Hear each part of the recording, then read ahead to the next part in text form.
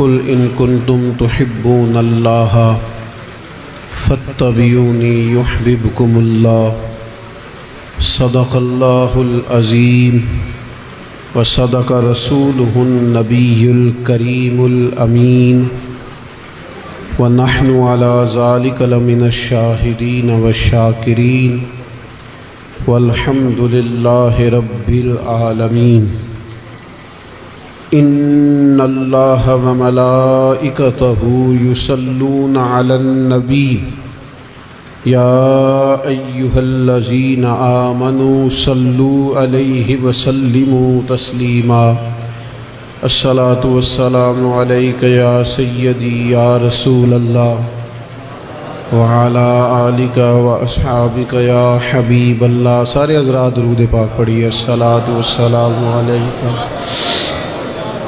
یا رسول اللہ وعلی آلک واصحابک یا حبیب اللہ۔ حمد و صلاۃ کے بعد نہایت عزت و تکریم کے لائق دوستو، قابل صد احترام بزرگوں اور بھائیوں، اللہ تعالیٰ کے فضل اور توفیق سے آج ہم اس دینی اور روحانی محفل مبارکہ میں حاضر ہیں۔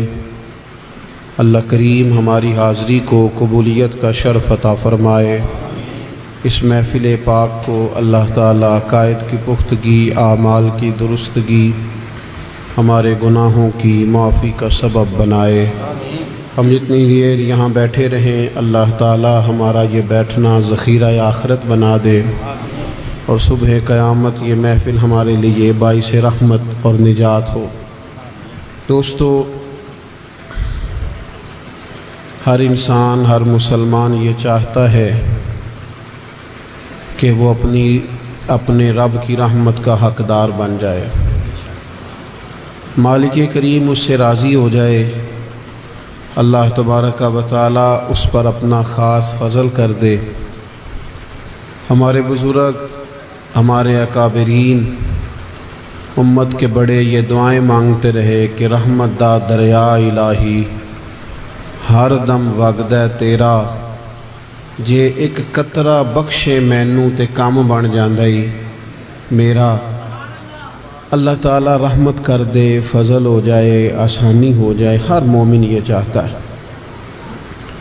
اس کے لیے مسلمان اپنے رب کی بارگاہ میں رجوع بھی کرتے ہیں، دعائیں بھی مانگتے ہیں، استغفار بھی کرتے ہیں، اپنی ہمت اور توفیق کے مطابق عبادات بھی کرتے ہیں، صدقات و خیرات بھی کرتے ہیں۔ بہت سارے عمل ہیں جو انسان کو اللہ تعالیٰ کی رحمت کے قریب کرتے ہیں، لیکن ایک عمل قرآن مجید نے ایسا بھی بتایا ہے جو بندے کو اللہ کی رحمت کے قریب ہی نہیں کرتا، بلکہ بندے کو اللہ کا محبوب بنا دیتا ہے۔ اللہ بندے سے محبت فرماتا ہے۔ وہ عمل کیا ہے؟ آپ موبائل ضرور چلائیں، پر توجہ تو میری طرف رکھیں نا، موبائل نے تو آپ کے پاس رہنا ہے اور میں نے چلے جانا ہے۔ آپ مہربانی فرمائیں، میری بات پر غور کریں۔ وہ عمل جو انسان کو اللہ تعالیٰ کی رحمت کے قریب کر دیتا ہے، بندے کو اللہ تبارک و تعالیٰ کے فضل کے قریب کر دیتا ہے، وہ اعمال بھی ہیں، لیکن ایسا عمل جو انسان کو اللہ کا محبوب بنا دے۔ قرآن مجید فرقان حمید میں اللہ کریم نے فرمایا قل ان کنتم تحبون اللہ۔ اے محبوب علیہ السلام، آپ اپنے غلاموں سے فرما دیں کہ اگر تم اللہ سے محبت کرنا چاہتے ہو نا تو فاتبعونی، پھر میری پیروی کرو، پھر میرے نقش قدم چلو۔ ملے گا کیا؟ یحببکم اللہ، اللہ خود تم سے محبت فرمائے گا۔ اللہ تعالیٰ تم سے محبت فرمائے گا، اللہ تم پر کرم کرے گا، تمہیں اپنا محبوب بنا لے گا۔ یہ حضور کی اتباع، نبی پاک کی پیروی، حضور علیہ السلام کے بتائے ہوئے سکھائے ہوئے رستوں پر چلنا، یہ انسان کو اللہ کا محبوب بنا دیتا ہے۔ ہمارے بہت سارے امراض ہیں، روحانی، باطنی، طبیعتوں میں، مزاجوں میں، لہجوں میں بڑی کمزوریاں ہیں، ان کا علاج اگر ہو سکتا ہے تو فقط ان رستوں سے ہو سکتا ہے، ان نسخوں سے ہو سکتا ہے جو ہمیں رسول پاک نے عطا فرمائے۔ کتنا بڑا مرض ہے انسان کے بعد دل کا سخت ہو جانا، کتنا بڑا مرض ہے انسان کے باطن کا سخت ہو جانا، کتنی تکلیف دے بات۔ تو نبی پاک علیہ السلام کی خدمت میں جب عرض کیا گیا یا رسول اللہ صلی اللہ تعالیٰ علیہ وسلم دل سخت ہو جائے تو کیا کریں؟ تو اب یہ روحانی مسئلہ ہے، اس کی دوائیاں ڈاکٹر سے تھوڑی ملیں گی کہ آپ کا دل سخت ہو گیا ہے، طبیعت سخت ہو گئی ہے، نرمی پیدا نہیں ہوتی۔ تو حضور نے علاج بتائے، فرمایا یتیم کے سر پہ ہاتھ پھیرو گے دل نرم ہو جائے گا، قرآن پاک کی تلاوت کرو گے دل نرم ہو جائے گا، اللہ کی یاد کرو گے دل نرم ہو جائے گا۔ محبوب فرمانے لگے اپنی موت کو یاد کرو گے تو دل نرم۔ ان رستوں پہ چلو جو رستے محبوب نے بتائے، تاکہ تم اللہ تعالیٰ کے محبوب بنو، رب تم سے محبت کرے، تم اللہ تعالیٰ کے قریب ہو جاؤ۔ اگر ہمارا یہ مزاج بن جائے، طبیعت بن جائے، ذہن بن جائے کہ ہم نے خیرات لینی ہے اپنے محبوب سے، سیکھنا ہے نبی پاک علیہ السلام سے، پھر ہم ڈھونڈتے پھریں کہ کوئی بات مل جائے نبی پاک کی، ہم عمل کریں۔ آج کل ہمارے ہاں جو تقریریں ہوتی ہیں، جو واعظ ہوتے ہیں، جو محفلیں سجتی ہیں، وہ کانوں کی لذت کے لیے اللہ ماشاءاللہ رہ گئی ہیں۔ فلاں آدمی نے بڑا عمدہ نقطہ بیان کیا، بات کی بڑی لذت آئی، یہ بات ٹھیک ہے، اللہ رسول کی بات میں بڑی لذت ہوتی ہے، لیکن یہ ہے کہ عمل کب کرنا ہے۔ دین اسلام کی بات کو تو ہمیں سننا چاہیے تھا، اس لیے کہ ہم اپنی عملی زندگی میں روزمرہ کے معاملات کے اندر اس کو شامل کریں گے، اور ہم اس کے مطابق اپنے روزمرہ کے معاملات کو ترتیب دیں گے۔ تو میرے عزیز یاد رکھیے گا، حضور علیہ السلام کے رستوں پر چل کر، نبی پاک کی راہوں کا مسافر بن کر انسان بہت ساری خیر حاصل کر سکتا ہے۔ دیکھیے صحابہ کرام علیہم رضوان میں سے کتنے لوگ ہیں جنہیں اللہ تبارک و تعالیٰ نے عظمتیں، رفعتیں اور بلندیاں عطا فرمائیں۔ یعنی حضرت خدیجہ الکبریٰ رضی اللہ تعالیٰ عنہ حضور کے لیے کھانا پکا کے لائی ہیں،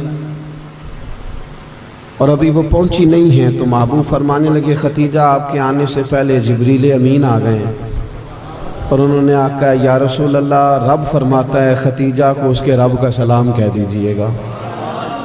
حضور کے رستوں پر چل کر، نبی پاک سے محبت کر کے، حضور علیہ السلام کے طریقوں کو اپنا کر انسان اللہ تبارک و تعالیٰ کی یہ جتنے بھی اسلاف ہیں، صحابہ اور اہل بیت، ان کی زندگیاں ہمیں یہی سبق دیتی ہیں نا کہ دیکھو ہم اس رستے پہ چلے ہیں تو اللہ نے ہمیں کتنا نوازا۔ تو میرے دوست ان ساری رستوں کو اختیار کیا جائے۔ آپ دیکھیے میں اور آپ جس دور میں رہتے ہیں، اس دور میں لوگ کہتے ہیں کاروبار چلاکی سے چلتا ہے، تیزی سے چلتا ہے۔ معاذ اللہ کچھ لوگوں کا خیال ہوتا ہے کہ شاید وہ سننے کو ملتی ہے یہ بات کہ بغیر جھوٹ کے معاذ اللہ کام نہیں چلتا۔ تو میرے بھائی ہمیں تو نبی پاک علیہ السلام نے کتاب و سنت میں یہ سبق دیا ہے کہ یہ ساری چیزیں خدا کے فضل سے چلتی ہیں۔ فرمایا جھوٹ بولنے سے تیرا مال تو بک جائے گا پر برکت اٹھ جائے گی، تجھے تو برکت والا رزق چاہیے نا، کیا کرے؟ فرمایا تو رب پہ بھروسہ کر، اگر تو اللہ تعالیٰ پہ بھروسہ کرے گا تو اللہ وہاں سے دے گا جہاں سے تیرا گمان بھی نہیں ہوگا۔ تو اس رستے پہ چل کے یہ کام کر۔ دیکھیے بیماری آ جاتی ہے، پریشانی آ جاتی ہے، تکالیف آ جاتی ہے، ہمیں اس میں کیا حکم دیا گیا؟ فرمایا تم تھوڑا سا نا صبر، تھوڑا ٹھہراؤ زندگی میں پیدا کرو، یہی حضور کا طریقہ ہے، یہی بات تمہیں اللہ کا محبوب بنائے۔ تم اپنے مزاج میں حوصلہ پیدا کرو، تدبر پیدا کرو، چیزوں کو وقت دو، ان کو ٹھیک ہونے کا موقع دو، ذرا حوصلے کو، دل کو، ذہن کو وسعت دو۔ آپ کبھی غور فرمائے نا، حضور علیہ السلام نے فرمایا کہ بندہ مومن کو کوئی تکلیف بھی پہنچتی ہے نا، حتیٰ کہ پریشانی بھی آتی ہے تو اس کی برکت سے بھی اللہ اس کے گناہ معاف کرتا ہے۔ تو بجائے اس کے کہ مومن صبر کرے، حوصلہ کرے، ہماری بے صبریاں، بے چینیاں، بے قراریاں، ذہنوں کا الجھاؤ، دوسروں پہ باتیں ڈالنا، الجھ جانا، اپنے رب کریم کے سپرد کیجئے۔ یہی حضور کا طریقہ ہے، یہی چیز اللہ کا محبوب بناتی ہے۔ نبی پاک علیہ الصلوۃ والسلام نے فرمایا میرا مومن ہر حال میں ہی خیر میں ہے، ہر حال۔ میں بات ختم کرنے لگا ہوں، بس میں نے پیغام دینا تو میں دے چکا ہوں، آپ توجہ فرمائیں۔ فرمایا میرا مومن ہر حال میں خیر میں، برکت میں۔ یا رسول اللہ کس طرح؟ فرمایا رب نعمت دے تو شکر کر کے اللہ سے رحمت لے لیتا ہے، اور اللہ اگر مشکل ڈالے تو صبر کر کے اللہ سے رحمت کا حقدار ہو جاتا ہے۔ حضور نے فرمایا جب اللہ ان لوگوں کو جزا دے گا نا جنہیں دنیا میں مشکلات آئیں، اللہ جب ان لوگوں کو جزا دے گا تو وہ لوگ کہیں گے ہمیں تو تھوڑی مشکلیں آئیں، کاش کبھی زیادہ آتی، ہمارے وجود کینٹیوں سے کاٹ دیے جاتے، کیونکہ اللہ نے آج رحم بڑا فرمایا ہے، فضل بڑا فرمایا ہے۔ تو وہ سارے رستے جن رستوں پر چل کر حضور علیہ الصلوۃ والسلام نے اپنی مقدس حیات طیبہ کو، زندگی مبارکہ کو گزارا، ان رستوں پر چلنے کی کوشش کریں۔ ایک رستہ ہے حضور کا بتایا ہوا، وہ ہے عبادات پر توجہ دینا، اپنا مصلی آباد رکھنا، سجدے کے ساتھ اپنے آپ کو وابستہ کرنا۔ قرآن مجید نے فرمایا یا ایھا الذین آمنوا استعینوا بالصبر والصلاۃ، اے ایمان والو صبر اور نماز سے مدد مانگو۔ حضور علیہ السلام کا کبھی آپ اسوہ حسنہ دیکھیں نا، ہر موقع پر حضور نماز پڑھتے، ہر موقع پر۔ تیز آندھی آتی تو نماز شروع کر دیتے، بارشیں نہیں ہوتی تو نماز ہے، زیادہ ہونے لگ گئی تو نماز ہے، سورج گرہن چاند گرہن ہو گیا تو نماز ہے۔ حتیٰ کہ جنگ کے موقع پر بھی بدر میں کافر صفیں سیدھی کراتے رہے اور بڑے بڑے وہ جملے بولتے رہے، اور اللہ کے رسول ساری رات نماز پڑھتے رہے، رب کو مناتے رہے۔ حضور نے بھی صفیں سیدھی کرائیں، تیاری کرائی، تیاری کریں، لیکن اس کے بعد پھر اپنے رب سے مدد طلب کریں، پھر اپنے مالک کی طرف رجوع کریں۔ ہم نے یہ کیا ہے کہ آج کل ہمارا میڈیا آباد ہے، موبائل آباد ہیں، ان کو دیکھنا آباد ہے، ان کو وقت دینا آباد ہے، لیکن وہ جو ہمارا خاص ذوق تھا نا مومن کا، مصلی پہ بیٹھنا، رب کو منانا، دعائیں مانگنا۔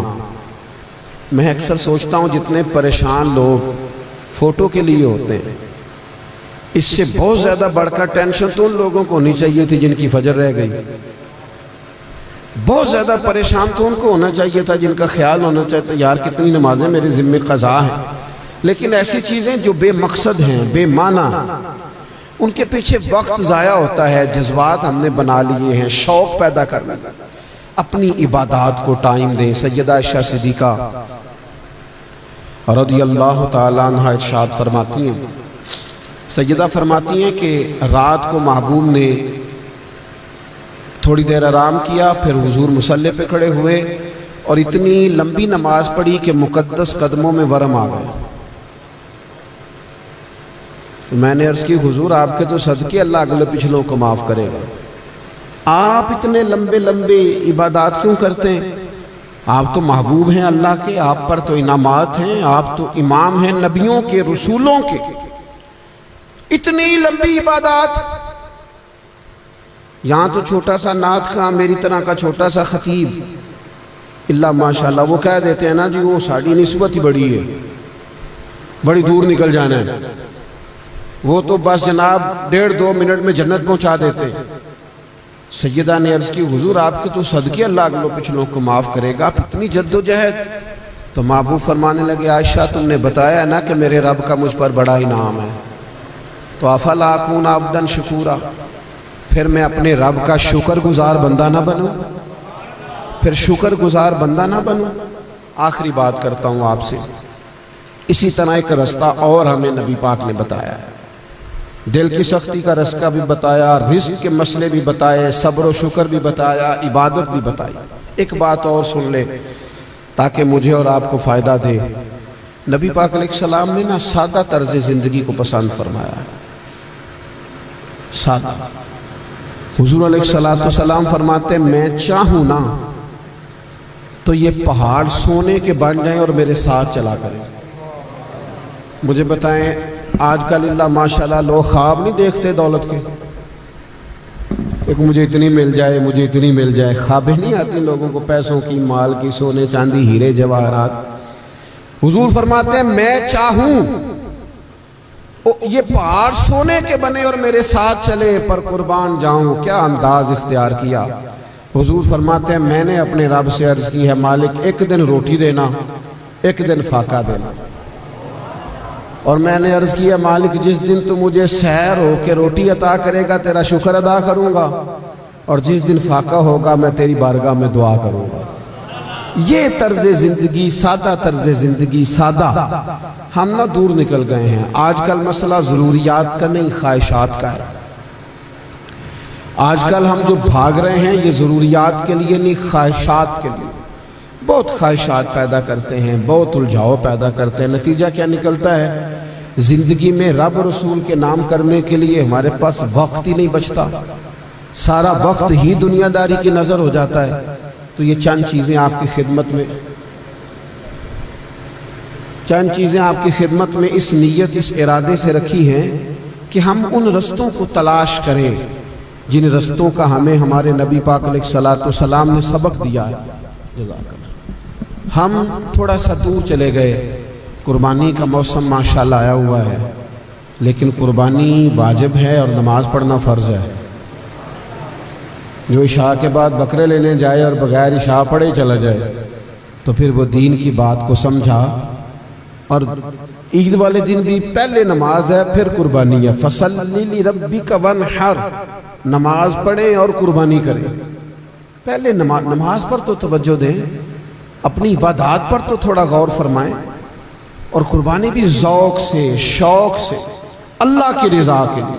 ٹھیک ہے بچہ بھی رو رہا ہوگا، ٹھیک ہے آپ کا خیال ہوگا فلانا بھی کہہ رہا ہے، لیکن ان باتوں کی وجہ سے قربانی لینے نہ جائیں۔ وہ باتیں بھی ٹھیک ہے ساری، ان کی نیتیں بھی بری نہیں، لیکن کام کس لیے کرنا ہے؟ فقط اللہ کی رضا کے لیے، خالص اپنے رب کو راضی کرنے کے لیے۔ میں دعا کرتا ہوں میرے دوستوں نے اتنا خوبصورت پروگرام سجایا ہے، اللہ ان کے اس کام میں اور اس جگہ میں برکت عطا فرمائے، ہماری حاضری قبول فرمائے۔ آخر دعوانا